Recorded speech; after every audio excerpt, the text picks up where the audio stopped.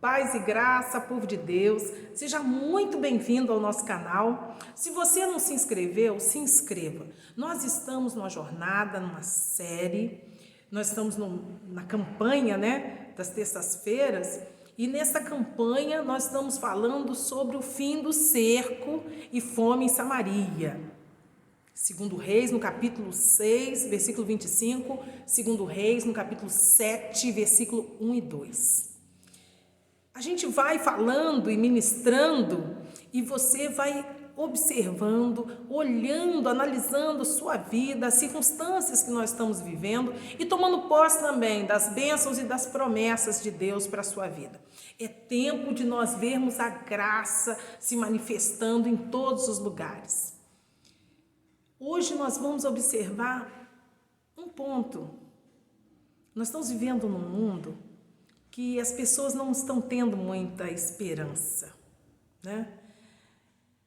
E nós vimos no nosso vídeo anterior que quando chega a crise, muitas pessoas perdem o poder de reação e quando reagem de forma precipitada, às vezes por uma loucura, um disparate, um desequilíbrio e acabam prejudicando as próprias vidas ou intentando contra a vida de alguém. Hoje nós vamos olhar como que ficou o coração daquele líder que, como rei daquele povo, deveria estar na posição de quem fosse um mediador, um orientador, porque é isso que nós esperamos muitas vezes nos momentos de crise, nos grandes problemas que a gente passa. A gente espera que a pessoa que está revestida de autoridade, que está ali para dar cobertura, trazer uma palavra consciente na hora certa, ainda que não traga a solução total daquele problema, mas que tenha algumas estratégias para sair daquilo dali, para resolver e que possa dar uma direção. Só que o povo está desorientado, o povo está enlouquecendo e quando eles procuram o rei ele se encontra de pano de saco e cinza, mostrando toda a tristeza dele e mostrando também toda a desorientação que ele está. E aí ele expõe no seu coração toda a raiva e ele procura um culpado para aquilo que está acontecendo. E naquele momento ele declara que ele vai acabar matando o profeta e ele diz que quer a cabeça do profeta porque alguma coisa está errada, eles estão vivendo um fracasso, uma derrota, uma desgraça, mas ele está totalmente desorientado. Ele quer um culpado para a situação. E às vezes acontece desta maneira com a gente, no nosso dia a dia, na nossa vida, As coisas começam a dar errado, começam a dar muito errado. E dão errado por muito tempo. E aí você fala, puxa vida, mas o que está acontecendo? Por que a minha vida está assim? E aí a gente acaba culpando um monte de gente no caminho. Tem gente que culpa pai, mãe, porque criou daquela maneira, esposo, esposa, pastor, ministério, sempre tem alguém, Quando não é um irmão, o encarregado, o prefeito, o presidente, alguém está errado, o profeta. Só que a gente não para entender que procurar um culpado, encontrar alguém que assuma essa responsabilidade, não vai resolver a questão. Não vai resolver o que a gente precisa. Não vai colocar um ponto final. E você fala assim, como que eu saio dessa situação, como que eu quebro esse ciclo vicioso? Vai ser necessário responder uma das questões mais importantes da nossa vida. Quem é o centro da nossa vida? Em que nós baseamos a nossa vida? Ao entorno do que nós construímos a nossa vida?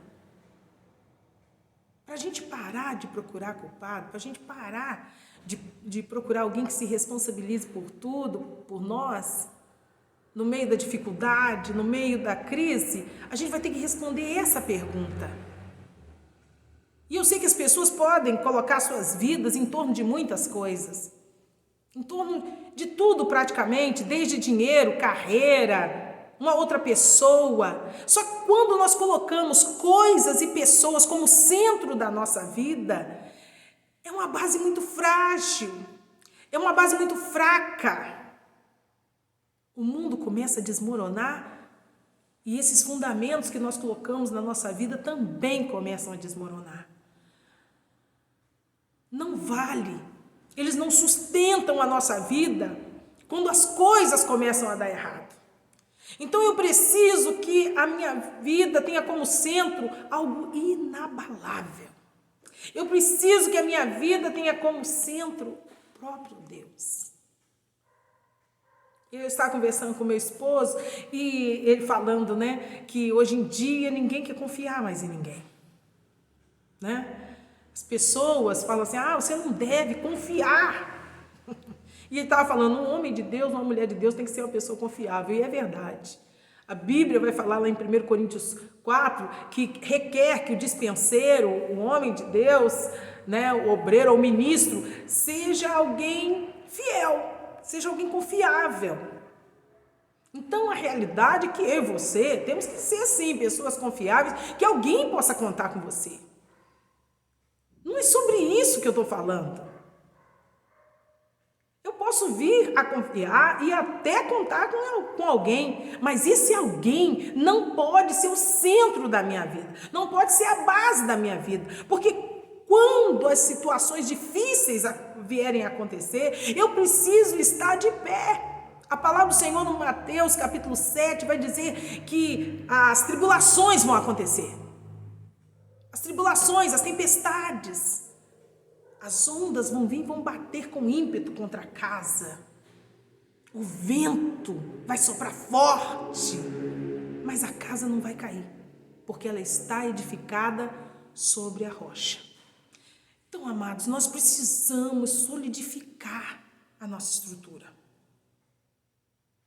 Não é sobre o que, não é sobre quem. Nós temos que estar alicerçados. Quando tudo aconteceu em volta do rei, que estava em Samaria, ele viu a casa caindo, ele viu o mundo desmoronar, ele se desesperou, ele ficou enlouquecido. Tá o povo, tá o líder, não tinha diferença. E aí ele começa a tomar aquelas atitudes sem nexo, debaixo de uma tensão, uma angústia, expondo todo aquele desequilíbrio. Aquele homem não tinha uma base sólida da sua vida, simplesmente desmoronou tudo ali. Ele já não tinha esperança e ele já não tinha certeza do que ia ser no futuro. Mas há uma palavra de Deus em Jeremias 29:11 e ela diz exatamente assim: eu é que sei os pensamentos que eu tenho a seu respeito. Eu é que sei. Pensamentos de paz e não de mal, para vos dar o fim o qual desejais.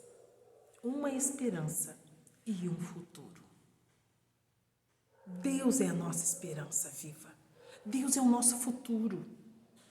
Ainda que as coisas no exato momento não estejam indo muito bem, mas Deus é a nossa esperança. E Ele não é uma das esperanças, Ele é a única esperança para a nossa vida, nossa família, para o nosso país. Ele é a única esperança. Porque não é uma questão somente de ter uma liderança forte, de uma melhor política, de uma melhor economia.